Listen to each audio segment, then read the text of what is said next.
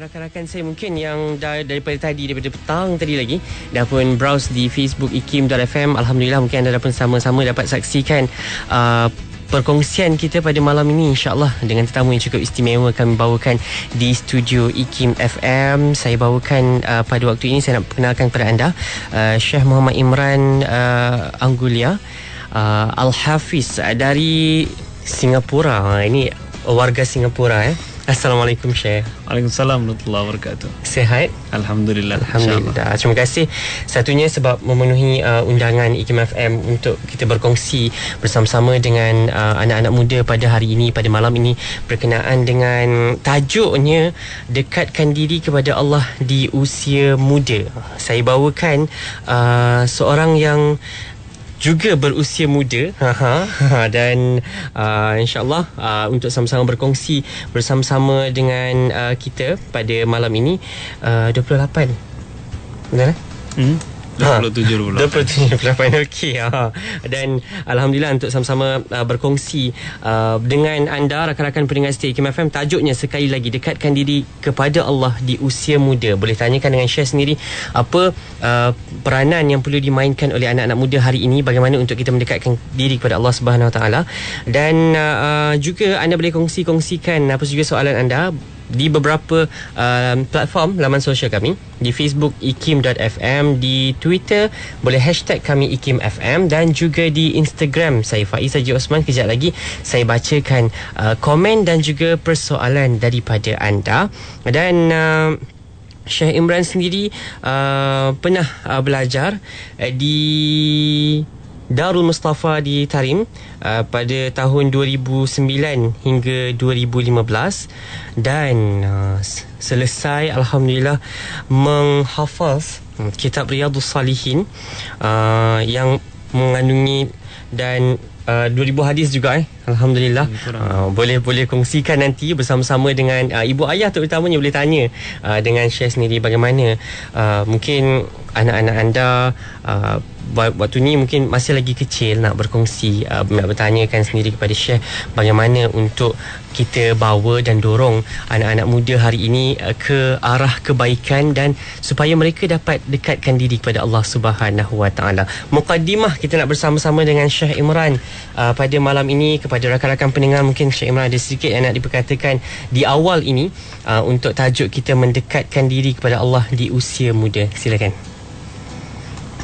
Bismillahirrahmanirrahim. Alhamdulillahirabbil alamin, wassalatu wassalamu ala asyrafil anbiya'i wal mursalin wa ala alihi wa sahbihi ajmain. Alhamdulillah, segala puji bagi Allah Subhanahu wa taala.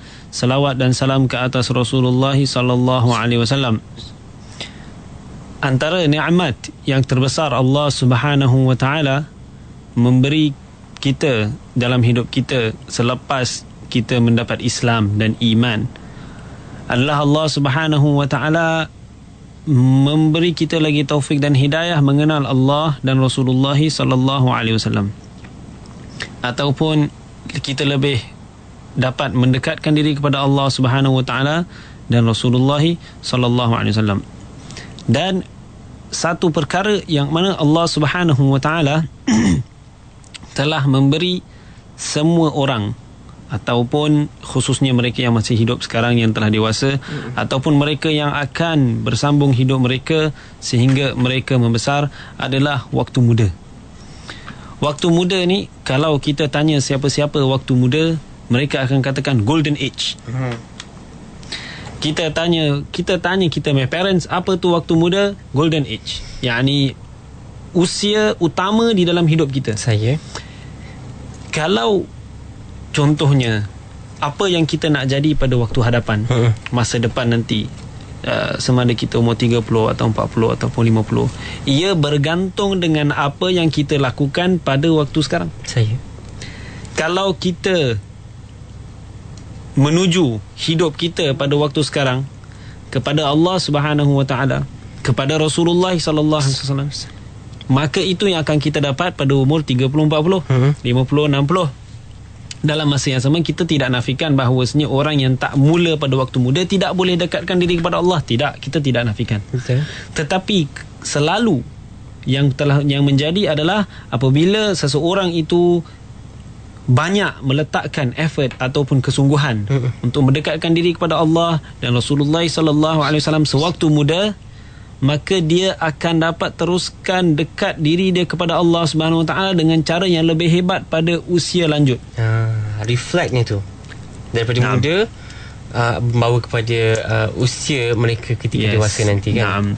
Seperti orang Melayu cakap, apa dia kata, nak merentuh buluh daripada rebungnya. Dan kebanyakan ni antara satu ni kita side track sikit, kebanyakan hikmah orang Melayu ni sebenarnya datang daripada ulama-ulama lama, yang mana mereka yang menyebut perkara yang baik ini, tetapi kita tak perasan bahawasanya tata bahasa Melayu ni sekarang digunakan dengan begitu serebak sekali, dengan widespread, tetapi orang tak tahu asal usulnya datang daripada alim ulama. Kita kembali kepada topik yang kita bincangkan. Dalam masa yang sama, seperti kita katakan, tidak kita katakan orang yang tidak dekatkan diri pada usia muda tak boleh dekatkan diri pada usia lanjut. Akan tetapi kalau seseorang tu baru nak cuba mendekatkan diri Allah kepada Allah Subhanahu Wa Taala setelah lanjut usia, kita boleh bezakan dia punya kita tak judge lah satu orang tu soleh atau orang tak soleh, tetapi kita boleh tengok kehebatan dia atau influence dia berbanding dengan orang yang baru nak mendekatkan diri kepada Allah Subhanahu Wa Taala sewaktu dia telah lanjut usia. Kemudian kita lihat balik topik syabab. Okey, syabab ni adalah yang mana katakan youth. Ataupun kalau bahasa Melayu kita kata usia muda ataupun pemuda ya. Di dalam Islam, usia muda kita bermula daripada kita baligh. Tamam. Sehinggalah kita sampai ke umur 33 tahun. Ini pendapat di dalam mazhab Syafi'i yang kita pakai dekat negara Malaysia ataupun Singapura ataupun Indonesia. Ini yang banyak ulama berkatakan dan disebutkan dalam tafsir bahawasanya syabab bermula daripada baligh sehinggalah 33. Selepas 33 dia asyuddah. Sampailah dia 40. Selepas 40 dia syaikhuqa dan sebagainya. Ada gelaran-gelarannya. Dan kita lihat kembali apa yang dikatakan oleh Rasulullah sallallahu alaihi wasallam tentang usia muda. Sangat banyak hadis-hadis yang disebutkan oleh Rasulullah sallallahu alaihi wasallam tentang golongan muda. Kalau Rasulullah sallallahu alaihi wasallam dia pernah berkata dalam satu hadis, nusirtu bisyabab. Sesungguhnya aku ini dibantu dengan orang-orang muda. Kemudian kita lihat kembali tentang cerita Ashabul Kahf. Ashabul Kahf ini adalah 7 orang pemuda yang mana mereka menjauhkan diri daripada sultan yang zalim. Mereka hendak menyelamatkan iman mereka. Mereka lari daripada sultan yang zalim. Mereka menyembunyikan diri mereka di dalam gua kerana diperintah oleh sultan tersebut, kalau engkau tak sembah berhala maka engkau akan dipancung. Mereka pun dapat lari daripada sultan yang zalim tersebut. Mereka menyembunyikan diri, mereka menyembah Allah Subhanahu Wa Taala, kemudian mereka meminta Allah Subhanahu Wa Taala perlindungan daripada perbuatan sultan yang zalim tersebut. Dan bukan begitu saja, mereka dipuji oleh Allah Subhanahu Wa Taala. Allah Subhanahu Wa Taala berkata, innahum fityatun amanu bi rabbihim wa zidnahum huda. Sesungguhnya mereka tu orang-orang muda yang beriman dengan Tuhan mereka, yakni Allah Subhanahu Wa Taala. Wa zidnahum huda, maka Allah Subhanahu Wa Taala berkata, maka kami akan tambahkan ke atas mereka petunjuk. Dan hebat sekali Ashabul Kahf.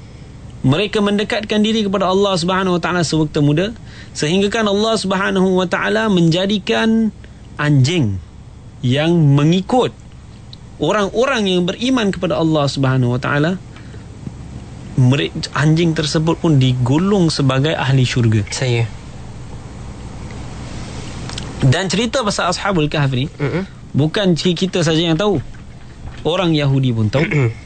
Disebutkan di dalam Injil, di dalam Taurah mereka, kecuali selepas beberapa masa mereka berselisih pendapat. Kemudian dicerita juga di dalam Injil. Kemudian mereka juga tidak ketahui haknya sebenarnya sampai mereka berselisih pendapat. Maka kita boleh lihat bagaimana Allah Subhanahu wa taala menyebutkan kisah orang muda mendekatkan diri kepada Allah Subhanahu wa taala. Kemudian antara point yang lain yang kita boleh lihat pentingnya satu orang itu mendekatkan diri pada Allah Subhanahu wa taala sejak muda lagi. Rasulullah sallallahu alaihi wasallam menyebutkan dalam satu hadis, la tazillu qadama 'abdin hatta yus'al an arba'. Sesungguhnya satu hamba Allah Subhanahu wa taala itu dua kaki dia dekat mahsyar, dekat kiamat takkan bergerak sehingga dia disoal 4 perkara. Okey. Antara salah satu perkara yang dipersoalkan oleh Allah Subhanahu wa taala adalah pada waktu muda dia, apa yang dia gunakan di dalam usia muda dia. Bagaimana dia dekatkan diri kepada Allah Subhanahu wa taala dalam usia muda dia. Kerana apa? Waktu muda ni adalah satu waktu yang mana sangat kita punya energi atau kita punya kekuatan atau tenaga ni sangat banyak. Sama ada kita nak gunakan kepada perkara yang buruk atau nak gunakan kepada perkara yang baik. Maka satu-satu orang, contohnya, kalau dia bertakwa kepada Allah Subhanahu wa taala sewaktu muda, tidaklah sama dengan satu orang yang bertakwa kepada Allah apabila dia waktu sudah lanjut usia. Kerana waktu kemudian ni memang waktu katakan nafsu bergelogak. Jiwa muda orang kata kan. Makan pun banyak. Allah. Kalau katakan nak pergi entertainment atau enjoyment memang waktu muda. Kalau tanya orang dah lepas 40 kata aku penat. Aku sampai pukul 10 aku terus nak tidur. Tetapi kalau muda ni jalan. Teruskan malam sampai pukul 3 sampai pukul 4 pun masih boleh bergerak. Tak balik lagi ya. Masih tak balik lagi. Jadi kalau kita lihat balik, kalau kita bertakwa kepada Allah Subhanahu wa taala di waktu muda, taklah sama seperti kita bertakwa kepada Allah apabila kita waktu tua. Kemudian apabila kita bertakwa kepada Allah Subhanahu wa taala, antara satu poin yang kita nak tahu apa tu takwa kepada Allah Subhanahu wa taala. Takwa kepada Allah Subhanahu wa taala makna general takwa kepada Allah adalah kita melakukan segala perintah Allah dan menjauhkan segala larangan Allah Subhanahu wa taala. Takwa Allah Subhanahu wa taala ni berlaku di dalam dua situasi kesemuanya, di hadapan orang ataupun apabila orang tak ada. Dua waktu kita bertakwa kepada Allah Subhanahu wa taala. Itu dia. Syekh kita itu pengenalan ataupun mukaddimahnya sangat padat, perkongsian daripada Syekh berkenaan dengan bagaimana nak dekatkan diri kepada Allah Subhanahu wa taala ketika usia muda. Dan sebenarnya ramai yang berkongsi soalan di Facebook ikim.fm. Tapi tak apa, kita akan berehat seketika dan saya juga nak ajak anda untuk berinteraksi bersama-sama dengan Syekh Imran Anggulia bersama-sama dengan kami dengan tajuk dekatkan diri kepada Allah di usia muda. Boleh hubungi talian IKIM FM di 01 pula tu telefon bimbit kan tu kan 0362051500. Anda boleh berinteraksi bersama-sama dengan kami. Apa juga persoalan anda, kejap lagi kita kongsikan bersama-sama. InsyaAllah kita berehat seketika. Alhamdulillah, terima kasih untuk anda yang terus setia bersama-sama kami. Waktu ini 10.33 malam. Masih lagi temankan kami untuk ekspresi dan saya bersama dengan tamu istimewa jauh datang dari Singapura, Syekh Imran Anggulia Al-Hafiz, berkongsi bicara bersama-sama dengan anda. Dekatkan diri kepada Allah di usia muda. Alhamdulillah, banyak yang Syekh dah kongsikan bersama-sama dengan kita tadi. Antaranya menyingkap kembali kisah yang disebutkan oleh Allah Subhanahu Wa Taala dalam Al-Quran tentang pemuda-pemuda Ashabul Kahfi itu sendiri. Alhamdulillah. Dan bagaimana yang saya tertarik tadi, reflect ibadah kita dan cara kita untuk mendekatkan diri kepada Allah ketika usia muda dan membawa sehingga ke usia kita lanjut nanti, insyaAllah. Semoga dapat kita istiqamah dalam kehidupan kita hari-hari. Dan kita beralih kepada soalan daripada rakan-rakan di Facebook ikim.fm. Sementara itu anda juga boleh hubungi talian kami 0362051500 dan hashtag di Twitter IKIM FM. Kejap lagi saya bacakan komen dan interaksi anda. Kita mula mulakan dengan ini Al-Fadil Ustaz Basir Muhammad Al-Azhari. Terima kasih Ustaz dapat bersama-sama kita pada malam ini. Dia berkongsi soalan, mohon Syekh kongsikan macam mana generasi muda di Tarim Hadramaut di bawah didikan para habaib di sana. Ni juga bukan Al-Fadil Ustaz je, saya rasa saya dan juga rakan-rakan saya yang lain juga nak dengarkan apa sebenarnya yang dikongsikan, ilmu-ilmu yang diturunkan di sana, bagaimana cara didikannya di Tarim itu sendiri. Mungkin Syekh boleh kongsikan bersama dengan rakan-rakan, silakan. Nah, masya-Allah, ahlan wa sahlan bil Ustaz Basir, masya-Allah. Saya sengaja pilih soalan Ustaz. Naam Ustaz, jazakumullah khair. Ini adalah satu poin yang penting sekali ya. Khususnya bagi orang-orang muda. Kita lihat bagaimana orang-orang muda dididik oleh ulama-ulama kita, khususnya di Yaman, yakni tempat saya belajar di Tarim. Apa yang saya dapat yang paling banyak di Tarim adalah satu benda, satu perkara yang mana sangat penting di dalam Islam tetapi kurang pengajarannya, khususnya di institusi-institusi Islam. Kita tidak mengatakan bahawa institusi Islam tidak mengajar langsung, tetapi stres di dalam bab tu tidak ditekankan seperti mana yang ditekankan di Tarim. Dalam masa yang sama, setiap institusi Islam dalam dunia ni ada kelebihan masing-masing. Betul. Tetapi kelebihan yang saya nampak di Tarim adalah mereka mengajar anak-anak muda mereka bagaimana nak berakhlak dan beradab. Mereka sangat jaga bab ni. Kalau kita contohnya kalau kita pergi nak belajar, mereka kata apa? Beradab sebelum belajar. Jadi apabila kita lihat kanak-kanak orang-orang muda dekat Tarim, kalau kita lihat Allahumma salli wa sallim wa barik alaih, orang-orang muda dekat Tarim dengan orang-orang tua di dalam rumah, yang pertama sekali apa yang kita dapat lihat adalah anak tak pernah mendahului bapa. Kemudian ibu tu kita tak tahulah kerana dia dengan ibu dekat dalam rumah dia. Dia tak pernah mendahului bapa dia. Kalau waktu ada tetamu kat dalam rumah, bapa ataupun orang-orang tua atau atuk atau ni kita cerita pasal bahagian lelaki, pasal kita lelaki kita lihat yang lelaki. Betul. Jadi bapa tu akan duduk layan tetamu sahaja, yakni melayan dari segi perbualan. Yang akan datangkan minuman, yang akan datangkan makanan, semua anak-anak dia. Mak mungkin dekat dapur, tetapi bapa dekat luar layan tetamu sahaja, duduk bersama-sama tetamu. Yang akan mendatangkan makanan, yang akan mendatangkan minuman, yang akan membersihkan tempat, kemudian yang akan mendatangkan bukhur, yakni ud, asap sebagai wangian. Semuanya anak-anak. Tak kira lah anak tu memang muda-muda sangat ataupun anak tu dah masuk dewasa sikit. Biasanya yang lebih muda tu akan lakukan semua perkara ini. Kemudian kalau kita di dalam majlis, contohnya kalau tengah makan, kalau dekat Tarim, kalau kita makan dalam dulang, dalam dulang tu tak ada orang akan mulakan makan dalam dulang selagi orang yang paling tua tidak memulakan. Itu memang diajarkan adab itu di sana. Itu adab yang diajarkan daripada kecil lagi. Jadi kalau orang yang paling tua tak mulakan dekat dulang tu, semua orang tunggu je. Jadi orang yang paling tua akan mulakan. Memang ini standard prosedur lah. Tak payahlah orang tua tu suruh orang muda makan dulu. Tak apa mulakan dulu. Dah maklum dah. Memang maklum.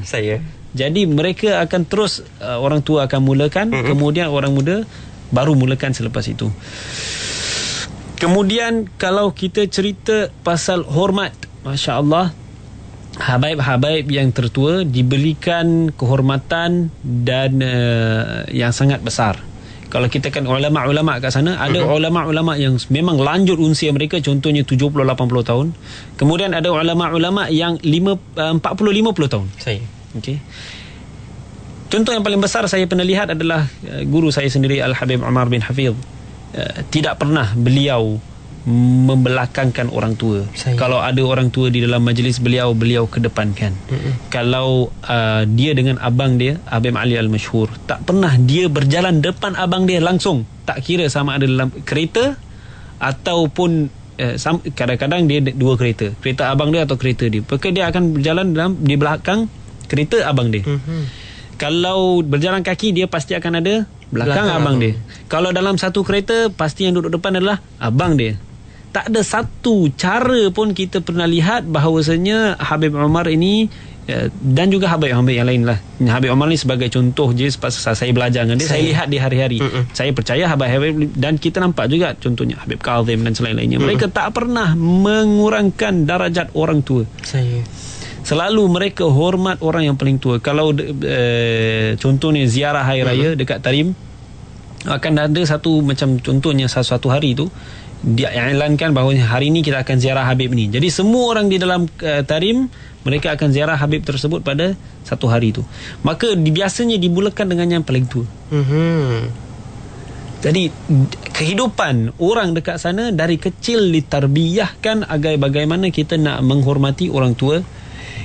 Kemudian bagaimana kita nak mementingkan adab daripada ilmu. Sebagaimana yang kita tahu, banyak ulama-ulama yang katakan pentingnya adab di dalam ilmu. Kalau tak ada adab dengan kalau ada ilmu tapi tak ada adab, maka tak jadi juga kan, maka tak jadi tu satu. Tapi kita nak mengesyaki lagi, mana kau dapat ilmu ni?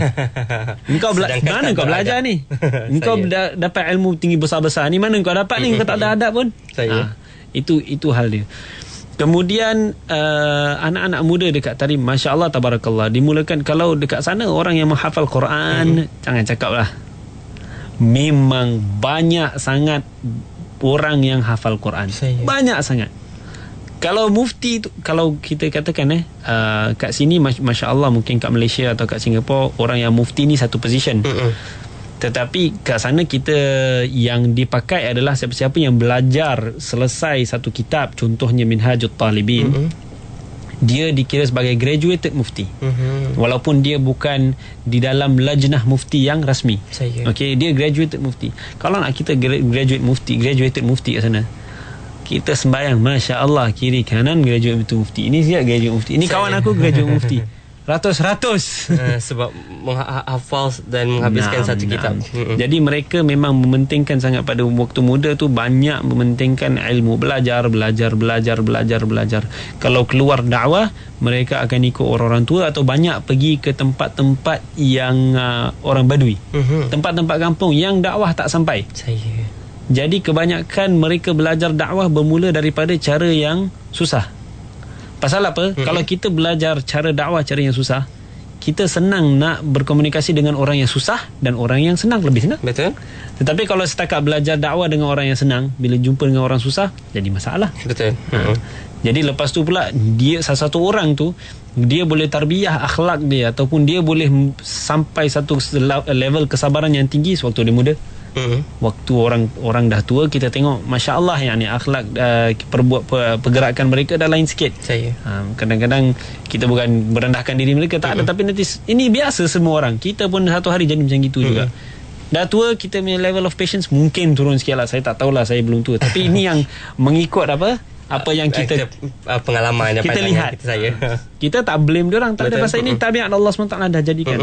Jadi kalau kita nak belajar berakhlak mulia waktu muda, kalau kita nak belajar melanggar nafsu kita supaya kita taat kepada Allah, waktu muda. Kalau kita nak belajar cara nak mendekatkan diri, nak mengamalkan sunnah Rasulullah SAW, waktu muda. Itu menjawab persoalan pada Al-Fadhil Ustaz Basir berkenaan dengan bagaimana didikan. Tadi Syekh ada pun kongsikan tadi, beradab sebelum belajar. Alhamdulillah, InsyaAllah. Dan kita nak menjawab persoalan daripada Ija Rosli dan Abu Abid Umairah. Soalannya lebih kurang sama berkenaan dengan macam mana cara kita untuk tarik hati anak-anak muda untuk mendekati Allah, dan usaha kita yang terbaik lah, terutamanya ibu ayah, untuk ajak anak-anak muda lebih dekat kepada Allah SWT. Taib, yang pertama sekali kita kena percaya bahawasanya first sekali kita kena lihat dia tu siapa, manusia. Setiap manusia, tidak kira lah macam mana jahat dia pun, kita mesti melihat mereka sebagaimana mereka dilihat oleh Rasulullah SAW. Apa yang Rasulullah lihat pada satu orang manusia? Satu orang manusia yang hidup, apa yang dilihat oleh Rasulullah? Rasulullah lihat dia ni ada potensial untuk mendapat hidayah daripada Allah SWT. Jahat macam mana pun, orang yang memusuhi Rasulullah tak pernah musuh dengan orang pun. Tetapi orang yang memusuhi Rasulullah SAW, contohnya Abu Jahal dan selainnya, dan kaum puak-puak dia, tak pernah Rasulullah SAW menyesal, ataupun bukan menyesal, Rasulullah tak pernah putus asa untuk mengharap mereka dapat hidayah daripada Allah Subhanahu Wa Taala. Itu orang yang bukan Islam. Ada pula orang Islam, walaupun kanak-kanak muda ni kita lihat mereka contohnya kadang-kadang liar, tetapi kanak-kanak muda khususnya orang Islam, kita mesti lihat mereka dengan pandangan rahmah dan pandangan hormat. Kerana apa? Mereka ada kalimah la ilaha illallah Muhammadur Rasulullah di dalam hati mereka. Kalimah la ilaha illallah Muhammadur Rasulullah ni satu perkara yang sangat agung. Walaupun mereka tak sembahyang, walaupun mereka tak puasa, walaupun mereka lakukanlah apa jenis maksiat sekalipun, di dalam diri mereka tu ada satu tanaman benih yang hebat yang telah ditanam oleh Rasulullah sallallahu alaihi wasallam. Jangan kita kurangkan level kehormatan kita kepada Allah dan Rasulullah SAW. Ada la ilaha illallah Muhammadur Rasulullah. Jahat macam mana sekalipun, kalau dia ada la ilaha illallah, kebanyakan mereka akan ada rasa hormat untuk orang-orang agama. Akan rasa hormat apabila disebut Allah, akan rasa hormat apabila disebut Rasulullah sallallahu alaihi wasallam, akan rasa hormat apabila disebut orang-orang alim. Okey. Jadi kesalahan besar apabila kita lihat mereka tak ada potensial nak dapat hidayah. Kita abaikan je, ataupun kita abaikan. Lebih teruk lagi bila jadi apa? Jadi sindir. Kita sindir mereka. Engkau ni apa? Tak faham-faham. Kadang-kadang ibu bapa mesti memberi prihatin yang lebih dalam bab ni. Jangan mengata anak-anak. Pasal diorang bukan tak tahu benda yang diorang buat diorang salah. Diorang tahu. Tetapi bagaimana kita nak memahamkan mereka agar mereka faham benda yang mereka lakukan ni adalah salah, supaya mereka kembali kepada Allah SWT. Ini hidayah tangan siapa? Tangan Allah. Hidayah bukan tangan kau kan? Bukan. Jadi bagaimana engkau nak sampaikan hidayah Allah kepada dia? Engkau sampaikan dengan cara baik. Kemudian dia dapat hidayah atau tidak, kau doa kepada Allah. Itu tanggungjawab Allah. Tugas engkau adalah menyampaikan. Kemudian kita kata dakwah. Ud'u ila sabili rabbika bil hikmati wal mau'izatil hasanah. Panggillah mereka kepada Allah SWT dengan hikmah dan juga dengan peringatan yang baik. Tamam. Jadi saya nak ceritakan sedikit. Saya ada experience. Saya ini apa yang saya dapat lakukan lah. Kadang-kadang kalau dekat JB tu, saya keluar kadang-kadang, bukan selalu kadang-kadang saya keluar dekat JB. Kalau macam Khamis malam Jumaat, selepas saya beri kelas dekat surau, saya keluar, saya jumpa dengan kanak-kanak muda, salam, minta mereka Assalamualaikum, apa khabar, minta mereka 5 minit.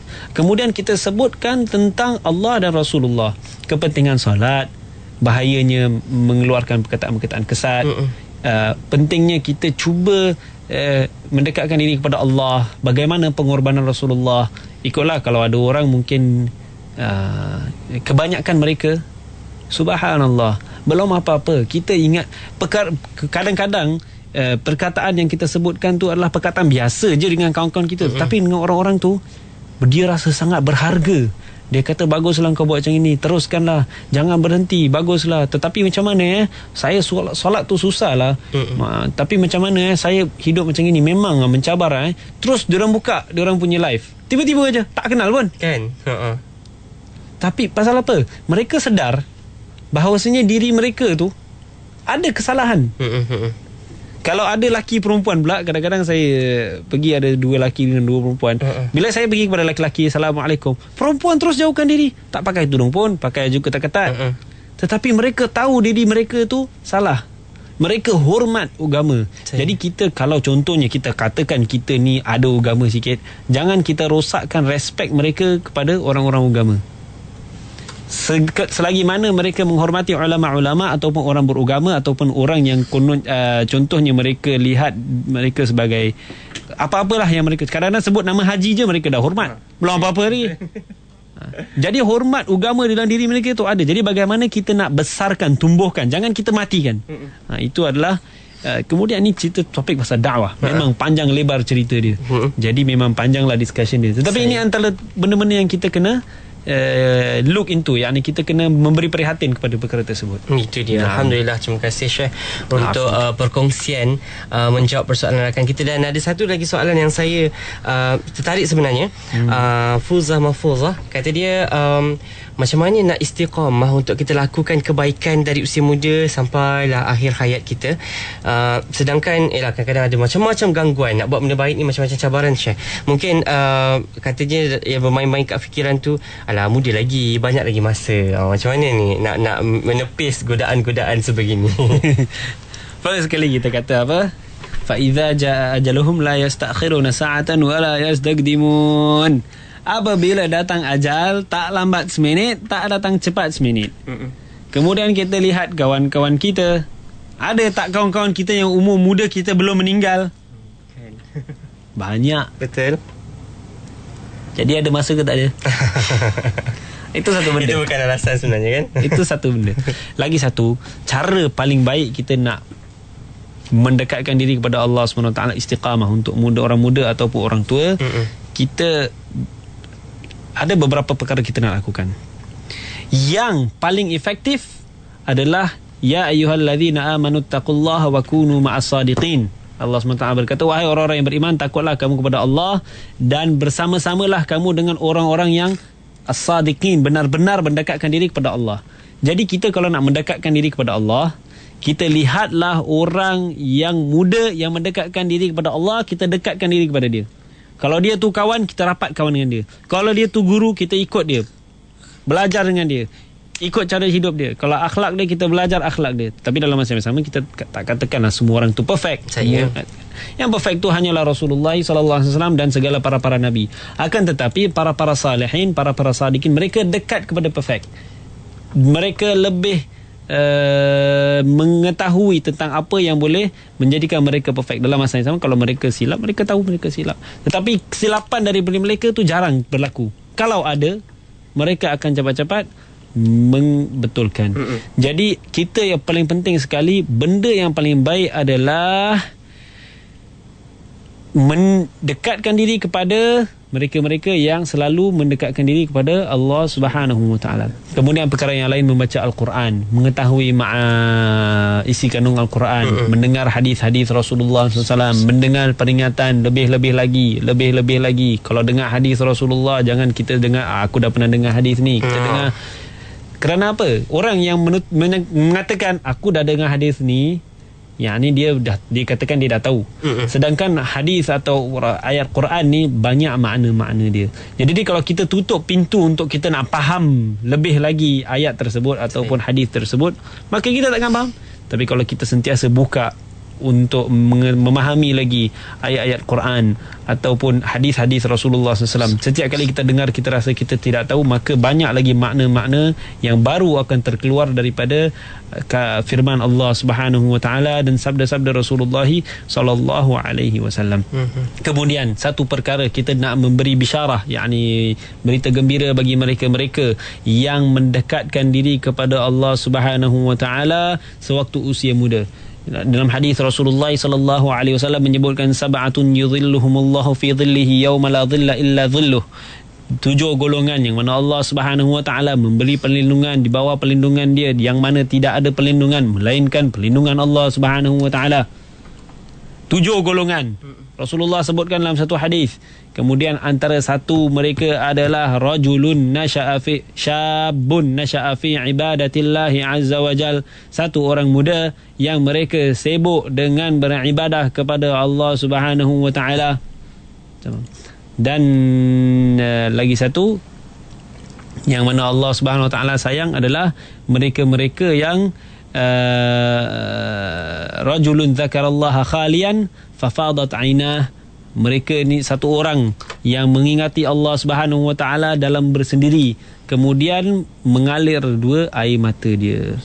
Nah, ini antara sedikit tips yang kita boleh mendekatkan diri kepada Allah Subhanahu Wa Taala. Dan yang paling penting, kita minta doa daripada ibu bapa kita, daripada guru-guru kita dan siapa-siapa saja dari orang-orang yang saleh, agar kita dapat istiqamah.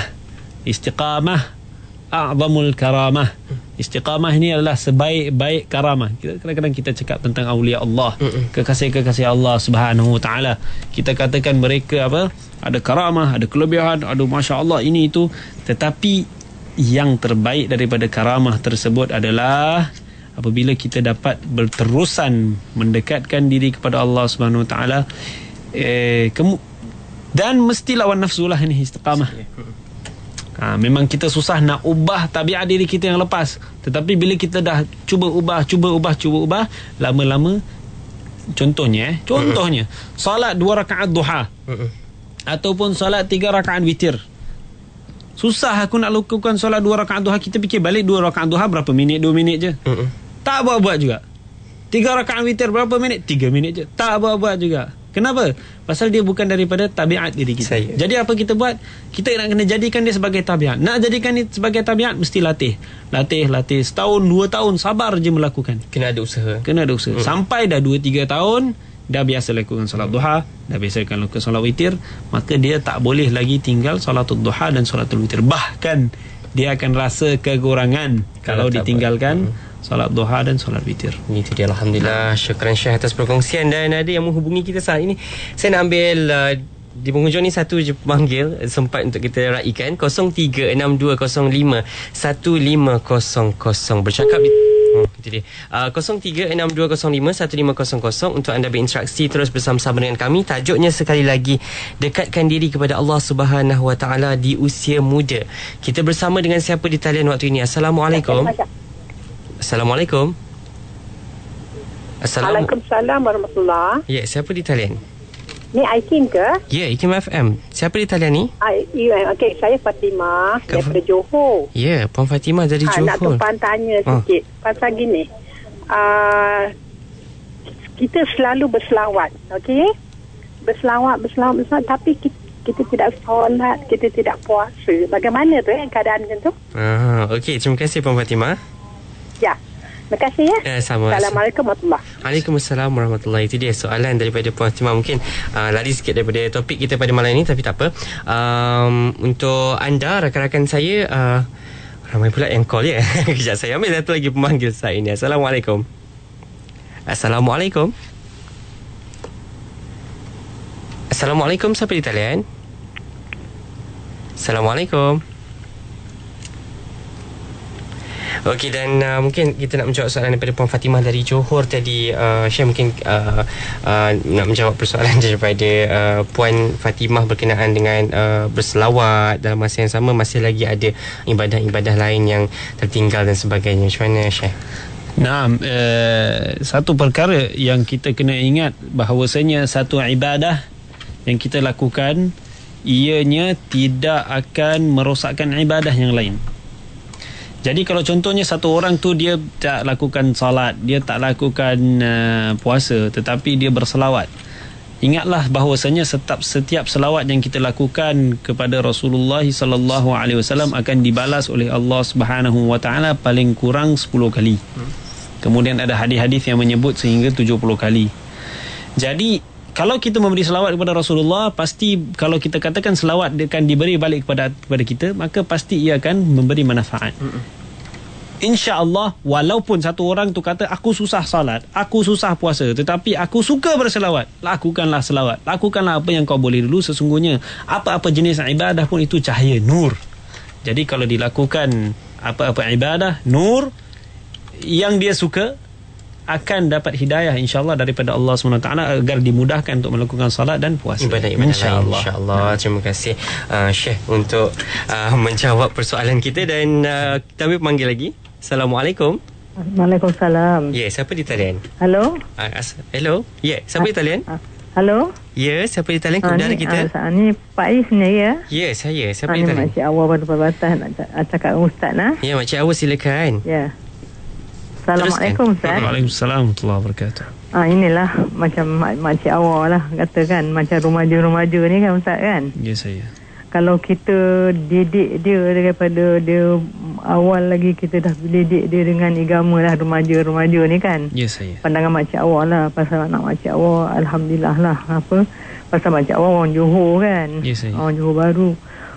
Tu anak makcik awal pagi pergi sekolah pagi, tu petang sekolah agama, pergi balik sekolah pagi, pergi sekolah agama, kemudian petang ngaji Quran. Masya Allah. Macam itulah kat dia orang kan. Kira alhamdulillah lah. Kira syukurlah kepada Allah, semuanya berjaya.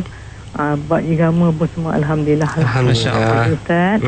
Terima kasih. Assalamualaikum. Waalaikumsalam warahmatullahi wabarakatuh. Itu dia pandangan daripada Pakcik Hawa yang berkongsi bersama-sama dengan kita. Mungkin sikit di penghujung Al-Fadil, Syekh nak berkongsi bersama-sama dengan rakan-rakan pendengar. Satunya berkenaan dengan tajuk ini, dekatkan diri kepada Allah Subhanahu Wa Taala di usia muda. Ada ramai, bukan bila sebut usia muda tu hanya usia muda je kita fokus, tidak. Jangan ada yang kata tak apa, saya dah dewasa, so tak perlu sangatlah nak melibatkan diri dengan anak-anak muda. So mungkin di penghujung ni mungkin nasihat Syekh Imran sendiri kepada anak-anak muda terutamanya, itu fokus kita, dan mungkin ibu ayah bagaimana untuk mereka sama-sama bawa anak-anak muda ini, dan ahli masyarakat juga untuk cakna dan prihatin kepada anak-anak muda ni. Yang pertama sekali kita katakan seperti mana kita katakan tadi, kita jadikan idola kita ni, yang penting sekali kita jadikan idola kita ni sebagai orang-orang yang baik sebagai idola kita. Contohnya Rasulullah sallallahu alaihi wasallam. Kita lihat masa muda Rasulullah sallallahu alaihi wasallam, bagaimana Rasulullah sallallahu alaihi wasallam dihormati dan disegani sewaktu dia tua. Bagaimana dia apabila dia dapat kenabian, dia dipercayai terus dan tidak disyaki. Ataupun siapa-siapa yang cuba merosakkan identiti dia tidak dipercayai. Pasal apa? Sewaktu muda Rasulullah sallallahu alaihi wasallam dia dikenali sebagai As-Sadiqul Amin. Daripada mudanya Rasulullah sallallahu alaihi wasallam lagi dia dah As-Sadiq, yakni yang benar, Al-Amin yang beramanah. Jadi kita ni kalau kita nak hidup jalan lurus, kita nak orang hormat kita. Siapa tak nak orang hormat? Memang kita tak cari orang hormat kita, tetapi kalau orang tak hormat kita, hidup kita jadi susah. Jadi kita mesti menghormati orang dan cara jalan yang lurus. Janganlah cari jalan left right. Kita cari jalan yang lurus. Kita doa kepada Allah Subhanahu Wa Taala untuk mendapat istiqamah, dan sebagaimana yang kita katakan, dekatkan diri kepada ulama-ulama. Melihat bagaimana mempelajari usia muda mereka, bagaimana mereka menghabiskan usia muda mereka, membaca Al-Quran, membaca hadis Rasulullah sallallahu alaihi wasallam. Naam. Itu dia, syukran. Itu sedikit insya-Allah. Syekh Imran Anggulia Al-Hafiz berkenaan dengan bicara kita dekatkan diri kepada Allah Subhanahu Wa Taala di usia muda. Alhamdulillah banyak, ya Allah subhanallah, memang ilmu Syekh yang Syekh kongsikan tadi semoga dapat kita manfaatkan sebaik mungkin. Mungkin anda ibu ayah yang dengarkan pada malam ini, anak-anak tak sempat dengar, mungkin dah tidur sebab esok nak sekolah kan. Mungkin boleh kongsikan bersama mereka dan gunakan bagaimana pendekatan yang dibawakan, mungkin dengan rakan-rakan kita dan para habaib yang mendidik anak-anak muda di Tarim itu sendiri, mungkin boleh kita terapkan dalam didikan anak-anak muda kita hari ini, insya-Allah. Semoga dapat kita lahirkan generasi muda yang rabbani di masa akan datang nanti, insya-Allah. Sekali lagi terima kasih banyak Syekh. Ada kesempatan di lain waktu kita akan bersua lagi untuk bicara bersama-sama di IKIM FM untuk bicara selanjutnya. Assalamualaikum. Waalaikumsalam warahmatullahi wabarakatuh. Nasta'unukumullah. Okey, syukran Syekh untuk perkongsian kita, dan untuk anda rakan-rakan saya, terima kasih atas perhatian anda berkongsi soalan di